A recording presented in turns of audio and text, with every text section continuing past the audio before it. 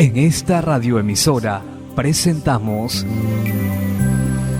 Llaves para vivir con éxito, a cargo del internacionalmente conocido maestro de la Biblia y escritor Derek Prince, quien comparte su experiencia personal y ministerio cristiano en Llaves para vivir con éxito.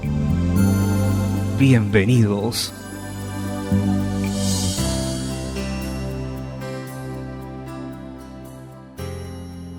Llaves para vivir con éxito presentan Cómo andar por la tierra de promesas de Dios 2, parte 1. Me alegro de estar nuevamente con usted en el comienzo de otra semana en la que estaré compartiendo las verdades que han hecho la diferencia entre el éxito y el fracaso en mi vida y que pueden hacer lo mismo para usted. Primero, quiero resumir en una frase todo lo que dijimos la semana pasada sobre el tema que nos ocupa: cómo caminar por la tierra de las promesas de Dios. Mi propósito fue mostrarle con ejemplos específicos que por cada necesidad o problema que pueda tener en la vida, existe igualmente una promesa en la palabra de Dios que puede suplir esa necesidad o solucionar el problema. Lo resumí diciendo que la provisión de Dios para nosotros está en sus promesas y que esas promesas son nuestra herencia. En el Antiguo Testamento, bajo un líder llamado Josué, Dios metió a su pueblo a la tierra prometida, pero en el Nuevo Testamento, bajo un líder llamado Jesús, y el nombre es igual en hebreo Dios, introduce a su pueblo a una tierra de promesas. No obstante, le llevó a Josué su buen tiempo tomar posesión de toda la herencia que Dios había provisto. A la mitad del libro de Josué, después que Israel había ganado muchas victorias y conquistado mucho territorio, Dios le sigue diciendo que queda aún mucha tierra por poseer. Lo mismo es cierto para nosotros los cristianos en el Nuevo Testamento. Mucha de la tierra que queda aún por poseer es nuestra. Hemos entrado a solo una pequeña parte de la provisión que Dios nos ha hecho en sus promesas. Así que esta semana vamos a continuar nuestra exploración a esta rica y maravillosa tierra que Dios nos ha dado por la fe en Jesucristo, nuestro Josué celestial. Hablo de la tierra de las promesas de Dios. Y las promesas en particular que hablaremos esta semana es la que tiene que ver con las diversas formas de la sabiduría práctica. Y quiero añadir que toda la sabiduría que se revela en la Biblia es siempre práctica. Yo he descubierto en mi largo peregrinaje con el Señor que Él es un Dios muy práctico. A veces decimos de personas que son tan celestiales que no sirven en la tierra. Realmente esas personas no son espirituales. Las personas que son dirigidas por el Espíritu Santo son siempre muy prácticas. En relación con la sabiduría, la primera promesa que examinaremos hoy se encuentra en Santiago capítulo 1, versos del 5 al 8. Y si alguno de vosotros tiene falta de sabiduría, pídala a Dios, el cual da a todos abundantemente y sin reproche, y le será dada. Pero pida con fe, no dudando nada, porque el que duda es semejante a la onda del mar, que es arrastrada por el viento y echada de una parte a otra. No piense pues que tal haga que recibirá cosa alguna del Señor. El hombre de doble ánimo es inconstante en todos sus caminos. Bueno, ese cuadro bien claro de la promesa de sabiduría para nosotros en cualquier situación que se necesite. Si alguno de vosotros tiene falta de sabiduría, pídala a Dios, el cual da a todos abundantemente y sin reproche. Dios no nos reprocha porque nos falte sabiduría. Él ya sabe que no la tenemos y está dispuesto a darnos lo que nos hace falta. Y Santiago dice, y le será dada, es decir, que la sabiduría le será dada al que la pida. Una de las razones principales por la que no tenemos sabiduría es porque no vemos la necesidad de ella. No reconocemos que tenemos falta de sabiduría. Confiamos en nosotros mismos en la comprensión y eso nos conduce al desastre. O hay veces que vemos nuestra falta de sabiduría, pero no pensamos en pedírsela a Dios. Y una tercera razón por qué no recibimos es porque no pedimos con fe. Dios insiste en que pidamos y creamos que Él nos dará lo que pedimos. Por eso Santiago dice ahí, pida con fe, no dudando nada. Es consistente lo que dice la enseñanza entera de la palabra. Hebreos 11:6 dice, pero sin fe es imposible agradar a Dios, porque es necesario que el que se acerca a Dios crea que la hay y que es galardonador de los que le buscan. Así que no importa por lo que sea que usted viene a Dios, Dios requiere que usted crea en Él y usted crea que Él lo va a recompensar. Esto se aplica específicamente en esa instancia de la sabiduría. Cuando pida, dice Santiago, debe creer sin dudar, porque el que duda es como una onda del mar arrastrada y echada de un lado a otro por el viento. Un hombre así no debe pensar que recibirá nada de Dios. es de doble ánimo e inestable en todo lo que hace. Eso es algo muy duro de decirle a alguien. Un hombre de doble ánimo es inestable en todo lo que hace y que no espera recibir nada del Señor. Vemos pues que en esta búsqueda de la sabiduría de Dios debemos disponer nuestros corazones y mentes para creer que si pedimos humildemente con fe, que Dios nos dará lo que pedimos. Él nos espera para dar. Espera que veamos nuestra necesidad y la pidamos de acuerdo.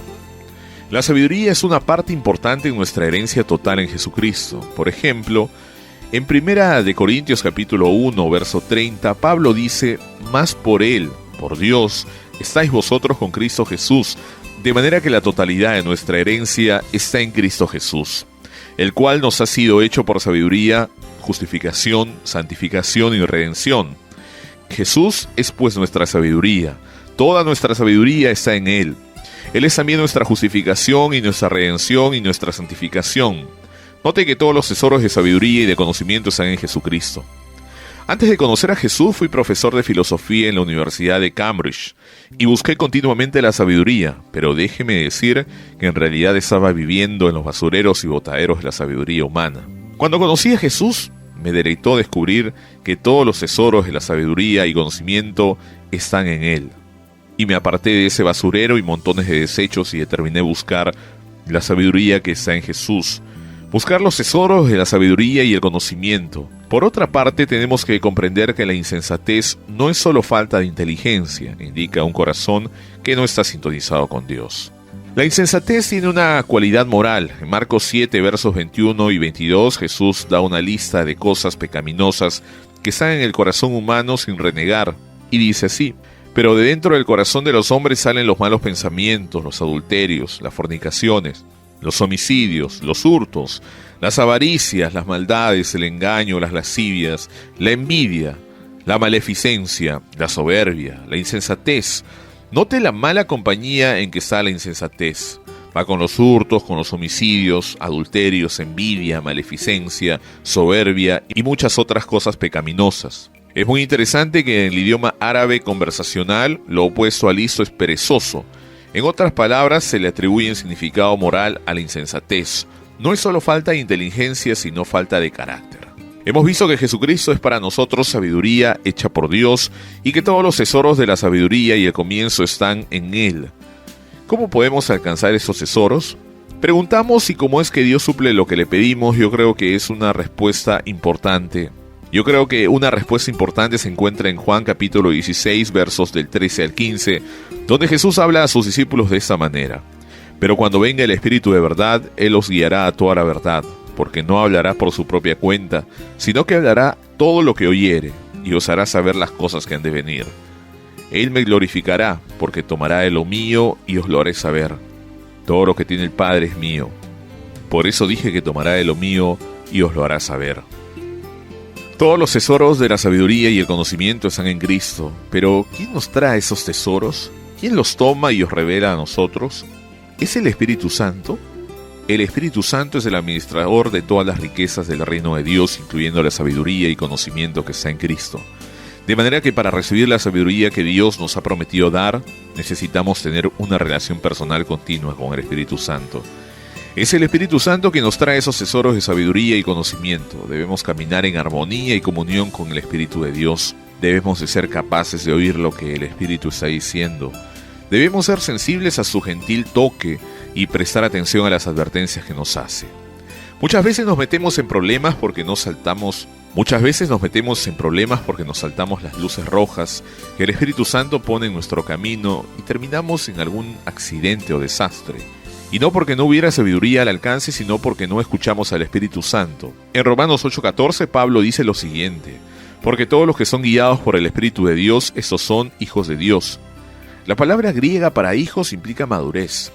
Es una marca de madurez en el creyente, el ser constantemente dirigido por el Espíritu Santo, que sea sensible a todo pequeño toque, dirección y susurro en el Espíritu. Y de esa manera la sabiduría está continuamente a nuestra disposición. Ahora daré una palabra de dirección para recibir sabiduría. Alimente su mente con la provisión de Dios de sabiduría.